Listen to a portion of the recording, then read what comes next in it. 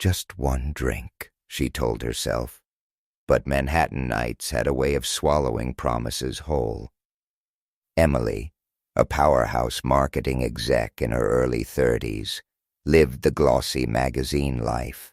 Penthouse views, designer everything, a career that screamed success.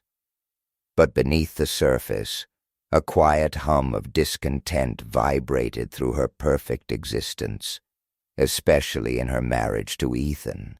Ethan, her husband of 8 years, was the kind of man who brought her coffee in bed and remembered anniversaries.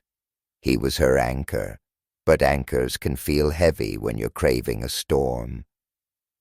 Emily found her escapes in late nights at the office, power lunches that stretched into happy hours, anything to avoid the quiet predictability of home. The spark with Ethan had dimmed to a flicker, replaced by a comfortable routine that felt increasingly like a cage. Thursday afternoon, Emily was in the office kitchen, caffeine her only companion. "Come on, Em, live a little," chirped Chloe, her work bestie, all bright eyes and even brighter lipstick. "Just one drink. It's practically Friday." Emily hesitated, the guilt already a familiar knot in her stomach.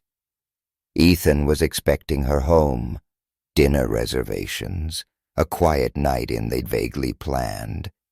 "Ethan will kill me," she mumbled, more to herself than Chloe.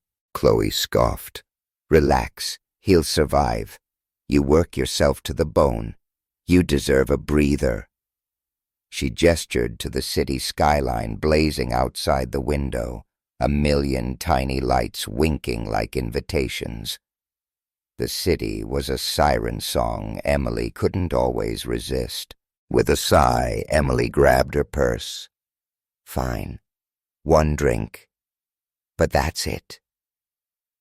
The lie tasted bitter even to her own ears. As she followed Chloe out, a thrill, sharp and dangerous, shot through her. One drink was never just one drink in this city. Tonight could be different. Tonight could be anything. The electric hum of the city hit Emily like a jolt as they stepped onto the sidewalk. Promises to Ethan, vague intentions of a quiet evening, they all dissolved in the neon glow. She was tired of being responsible, tired of playing wife, tired of the gilded cage of her own making. The city throbbed with a pulse that mirrored her own restless energy. Crowded streets, laughter spilling from bars, a sense of anonymity. It was intoxicating. She hadn't felt this untethered in ages. Just one drink, a tiny rebellion, a whisper of freedom in the face of a life that felt increasingly suffocating. Chloe steered them into the Velvet Room, a dimly lit bar pulsing with a low, seductive beat. Instantly, the city noise faded, replaced by a different kind of energy, intimate and charged. It was a world away from spreadsheets and dinner reservations. Here, she could reinvent herself for a night, shed the skin of wife and executive, and just be. The bar was a kaleidoscope of faces, all blurred in the soft light, conversations a low murmur. For a moment, Emily forgot the weight on her shoulders, the guilt gnawing at her edges.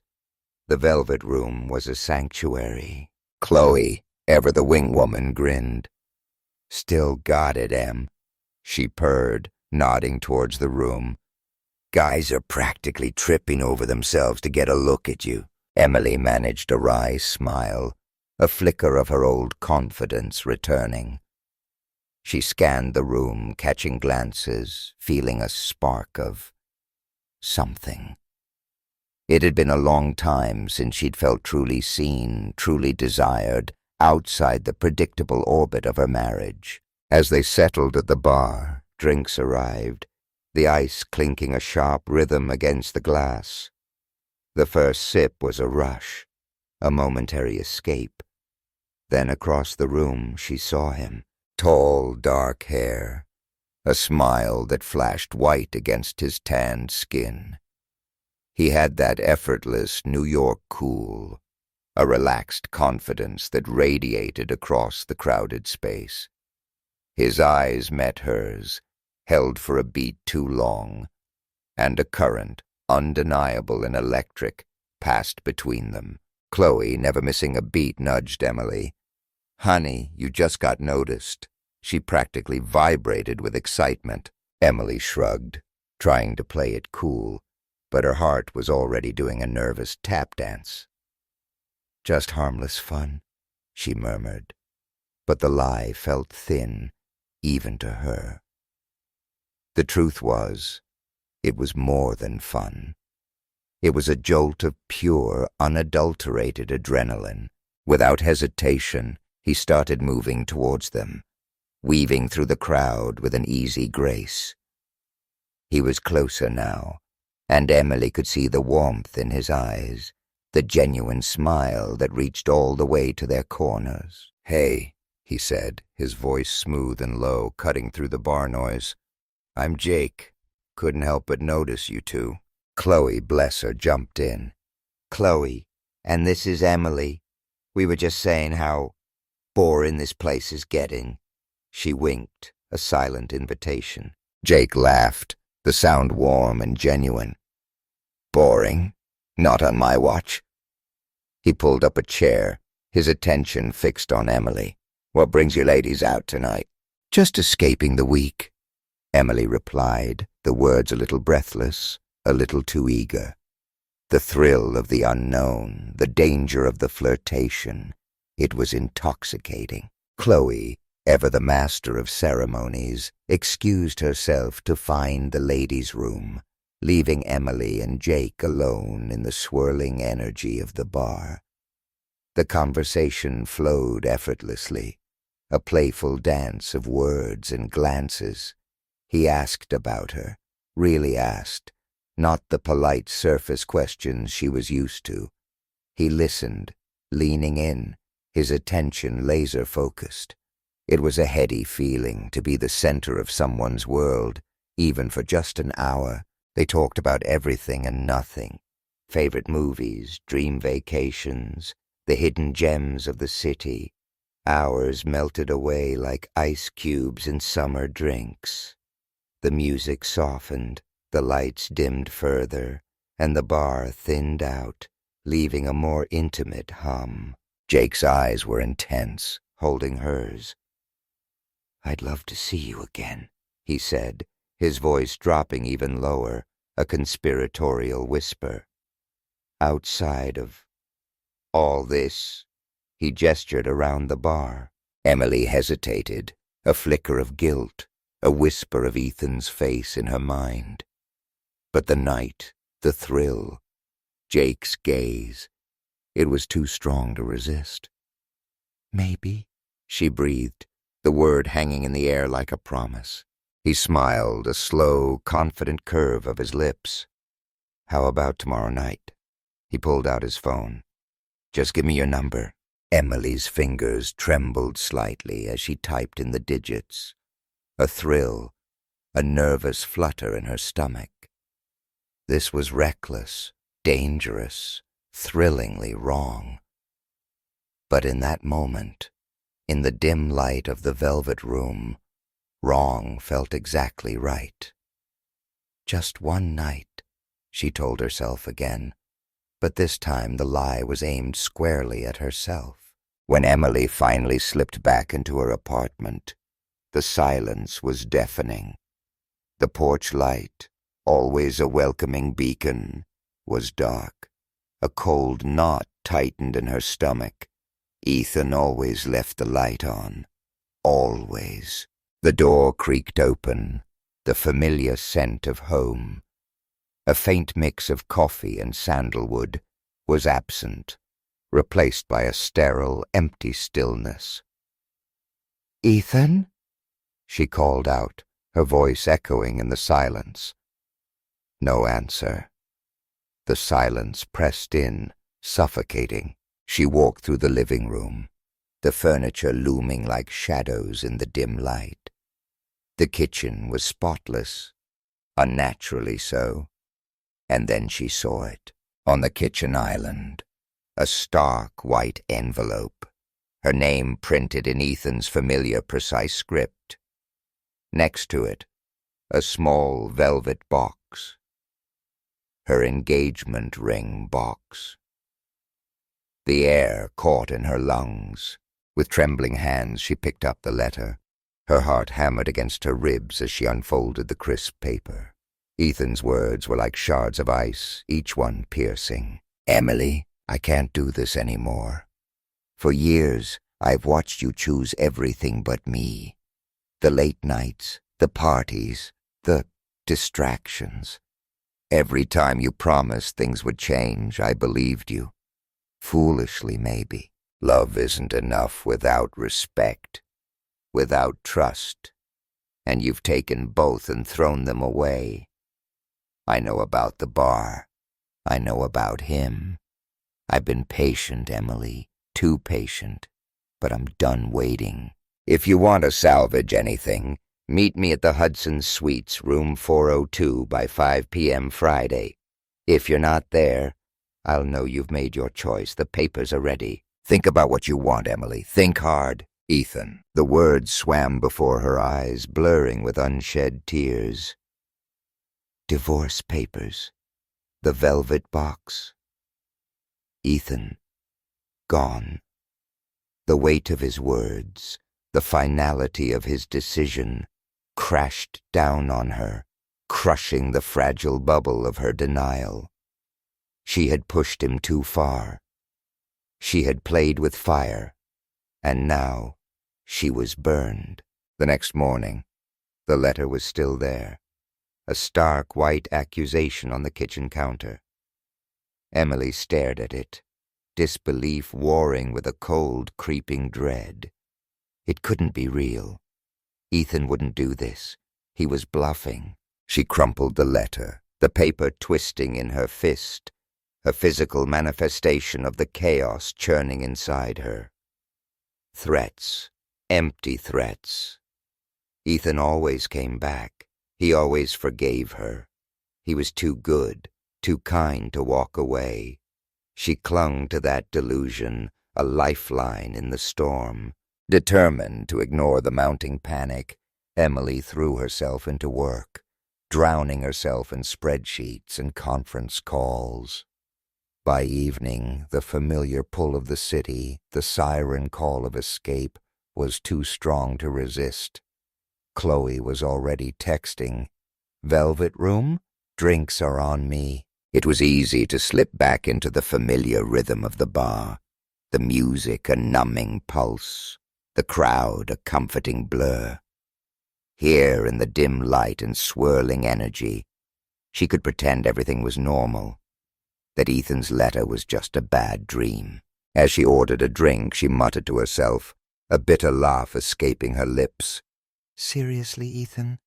This is how you fix things?" She could almost hear the hurt in his words, the quiet desperation in his letter, but she pushed it away, burying it under another layer of denial. He'd come around. He always did.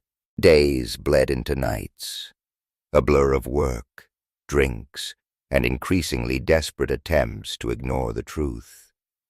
The velvet room became her refuge, a place to outrun the silence of her apartment, the gnawing emptiness that followed her everywhere. But even the city's vibrant energy couldn't drown out the quiet voice in her head, whispering that she was losing everything. Defiance started to crumble, replaced by a hollow ache of fear. But still, Emily clung to the illusion that Ethan was just angry, that this was a temporary storm they'd weather, as they always had.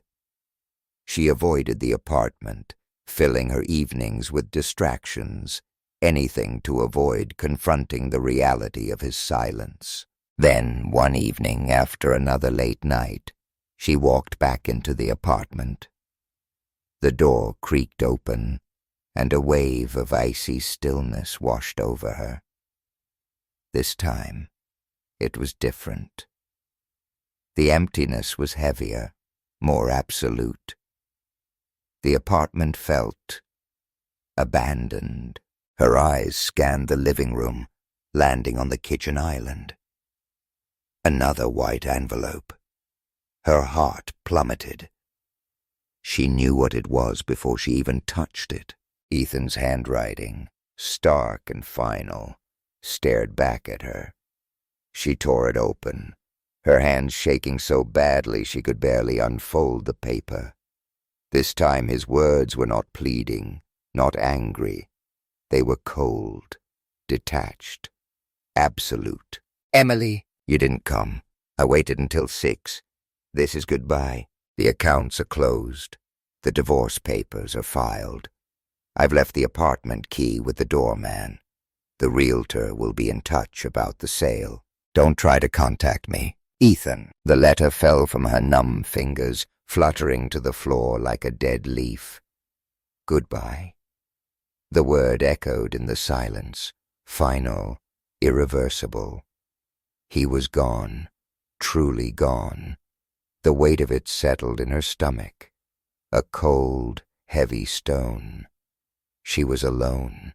The phone rang the next morning, shattering the uneasy quiet. An unfamiliar number flashed on the screen. Hesitantly, she answered, hoping for any distraction from the gaping hole in her life. "Mrs. Tower?" a crisp, impersonal voice said. "This is Ms. Davies from Sterling and Ross Law Firm. Confirming your husband, Mr. Ethan Tower, has filed for divorce. We will be proceeding with the service shortly." Divorce. The word was a cold slap in the face. It wasn't a threat. It wasn't a bluff. It was real. Emily stammered out a response, her mind reeling, the call ending abruptly, leaving her stranded in the silence once more. She stumbled to her laptop, her fingers fumbling on the keyboard. Finances. She needed to check the accounts, to find some semblance of security in the financial wreckage of her life. She logged into their joint account. A stark message flashed on the screen. Account frozen. Panic surged. She tried her personal account, almost empty. The balance was a fraction of what she expected. Emily sank into a chair, stunned. Ethan. He had done this. He had actually done it. The realization of his meticulous planning, the depth of his hurt, overwhelmed her. She had pushed him too far, and now she was facing the full force of the consequences. The divorce proceedings were a brutal, public dissection of her life. In the sterile courtroom, Ethan's lawyer, a sharp-eyed woman named Ms. Davies, laid out the case with cold, clinical precision. Years of neglect, broken promises, the affair, it was all there, laid bare for everyone to see. Emily sat frozen, listening to the litany of her failures. Ms. Davies' voice, sharp and unwavering, filled the room. "Your Honor," she began, her tone glacial, "Mr. Tower has taken necessary steps to protect his financial well-being after enduring years of marital misconduct. This includes the lawful division of assets, a detailed record of Mrs. Tower's excessive spending, and documented evidence of infidelity, including emails, texts, and photographic evidence." Emily's breath hitched. The affair. Mark. The fleeting, meaningless encounter she'd dismissed as a mistake was now Exhibit A in the courtroom drama of her life. Photographic evidence, texts. Ethan had documented everything. The cold, calculated precision of it was terrifying. The whispers started at work. Subtle at first, then bolder, louder. Her personal life, once carefully compartmentalized, became office fodder, Corridors fell silent as she walked by, eyes averted, whispers trailing in her wake. Her carefully constructed professional facade crumbled. Her boss, Mr. Henderson, called her into his office. His tone was sympathetic, but firm. "Emily," he began, his gaze steady, "you've been a valuable asset to this company for years. But recent events have raised concerns. It's clear your personal life is impacting your performance. We think it's best for everyone if you take a leave of absence. Focus on getting things sorted." Leave of absence. Resignation. The words hung in the air, unspoken but understood. Her career, her reputation, everything she had worked for, dissolving like smoke. She nodded, numb, the forced smile freezing on her face. There was no fight left in her. Walking out of the office, the glass doors closing behind her with a soft whoosh, felt like a final expulsion. Her world, once glittering and full of promise, had imploded. The woman who had seemingly had it all was now adrift, picking through the wreckage of her own choices. The new apartment was small, impersonal, a pale imitation of the penthouse she'd shared with Ethan. Bare walls, echoing silence, a constant reminder of her failures. The freedom she'd craved now felt like solitary confinement. Night after night she lay in bed, the weight of her mistakes pressing down, suffocating. She tried dating, a desperate attempt to fill the void. Charming men, fleeting connections, empty promises. But the spark was gone, extinguished. Each date was a pale imitation of the connection she'd once shared with Ethan, a connection she'd so carelessly discarded. She realized with a sharp, painful clarity that what she had thrown away was irreplaceable. Even the velvet room lost its allure. The music was too loud, the laughter too hollow, the escape too temporary. She'd sit at the bar, drink in hand, watching the faces blur, but the noise couldn't drown out the silence inside her. Slowly, painfully, the harsh reality sank in. She had lost Ethan. She had lost her life. And it was all her fault. No amount of fleeting pleasure, no temporary distractions could undo the damage. She was alone, utterly and completely alone, and the weight of that truth was unbearable. Months crawled by. Slowly, tentatively, Emily started to pick up the shattered pieces. The path to recovery was long and arduous, littered with regret and self-recrimination, but she knew she had to start somewhere. She found a job in a small bookstore downtown, the quiet routine a balm to her frayed nerves. Folding sweaters, helping customers find obscure novels, the mundane tasks became her anchor. It wasn't glamorous, but it was stable. A solid ground beneath her trembling feet. Therapy became a lifeline, a slow, painful peeling back of layers of denial and self-deception. She started to understand the void within her, the restlessness that had driven her to self-destruction. And slowly, tentatively, she began to forgive herself, not for the sake of absolution, but for the sake of survival. She dusted off old hobbies, things she'd abandoned in the whirlwind of her ambition. Paintbrushes, hiking boots, forgotten dreams. Colors bloomed on canvases, trails wound through sun-dappled forests, and in the quiet solitude she found glimpses of the woman she used to be, the woman she could be again. One afternoon, walking through Central Park, the crisp autumn air filling her lungs, a fragile sense of peace settled over her. The sun dipped below the skyline, painting the sky in hues of orange and gold. For the first time in months, she felt a flicker of acceptance. Her life was not what she had envisioned, but it was hers. Broken, imperfect, but hers. A faint smile touched her lips. It wasn't the end. It was just a new beginning. The road ahead would be long, uncertain, but for the first time in a long time, she felt a glimmer of hope, a quiet strength stirring within her.